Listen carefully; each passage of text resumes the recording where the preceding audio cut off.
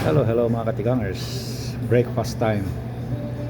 Cereal tayo ngayon. Apat na klase na cereal ito. Itong sa ibabaw, parang cornflakes yata ito.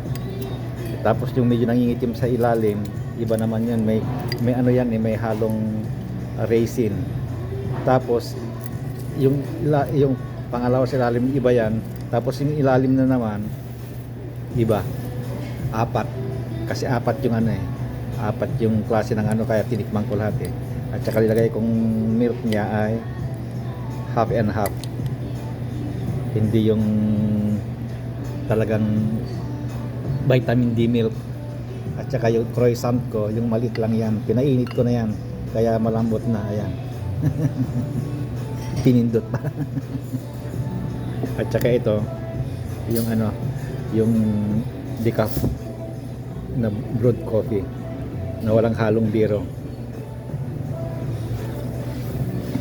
Ipakita ko yung ano, yung kung saan ko kinuha itong ano, itong apat na ito na cereal. Ito. Ito.